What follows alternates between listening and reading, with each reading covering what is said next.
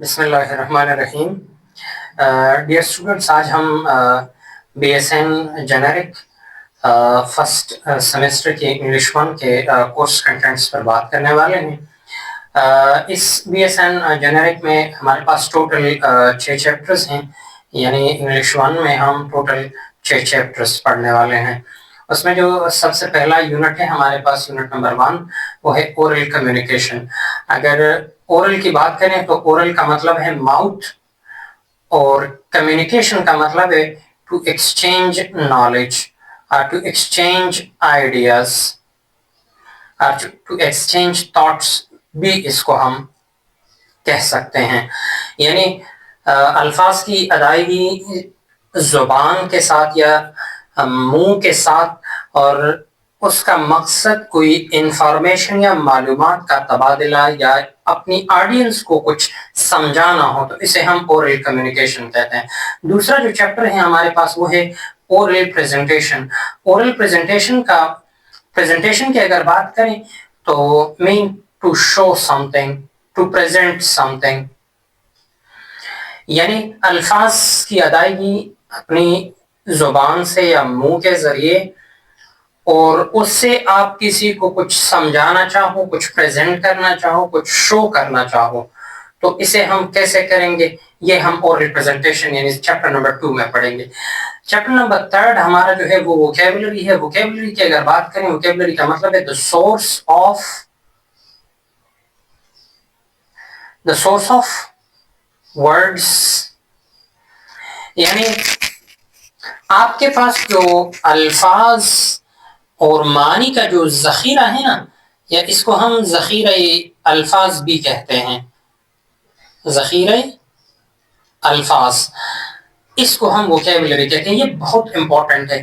یعنی اگر آپ کے پاس 2500 ورڈز ہیں انگلش لینگویج میں، ووکیبلری ہے اگر آپ کے پاس، تو آپ تقریباً ایک اسٹینڈرڈ لیول کی انگلش بول سکتے ہیں.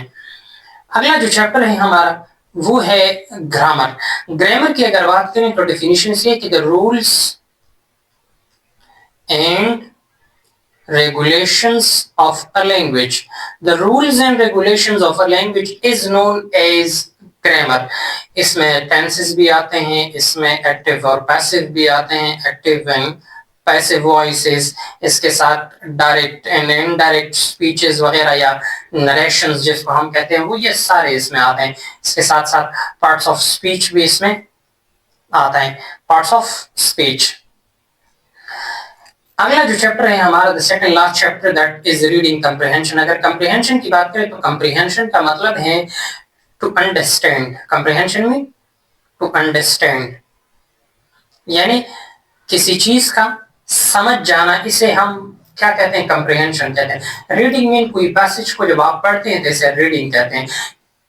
ریڈنگ comprehension کا کلیکٹیو ڈیفینیشن یہ ہے to read a passage and get a meaning from that is known as reading comprehension. اور یہ ہم پڑھیں گے کہ اس کو ہم کیسے ایک پیسج کو ہم ریڈ کریں گے اور اسے ہم کیسے comprehension لیں گے، کیسے اسے معنی اخذ کریں گے.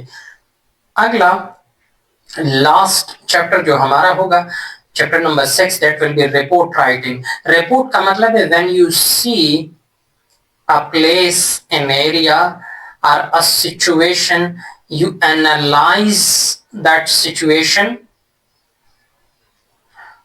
and now you want to describe that to somebody else. اس پروسیس کو ہم کیا کہتے ہیں؟ اس کو ہم رپورٹ کہتے ہیں، رپورٹ رائٹنگ. یعنی آپ نے ایک وارڈ، مثلا میں ایک مثال دیتا ہوں، آپ ایک وارڈ میں چلے گئے، اپنے وارڈ دیکھ لی، ایک ہاسپٹل دیکھ لیا، اس کے سچویشنز آپ نے دیکھ لیے، وہاں پر پیشنٹس کی کنڈیشنز آپ نے دیکھ لیے. اب آپ اپنی حالت میں اپنے ٹیچر کو یا اپنے جتنے بھی آفیشیل فیکلٹی ہیں آپ کی، اس کو یا کوئی آفیشیل آفیسر کو آپ اس پہ لکھنا چاہتے ہیں، تو اس کو ہم کیا کہتے ہیں جی؟ اس کو ہم رپورٹ کہتے ہیں. سو یہ تھا ہمارا آج کا topic. Hope you have got me well. See you soon in the next lecture. Till that, Allah.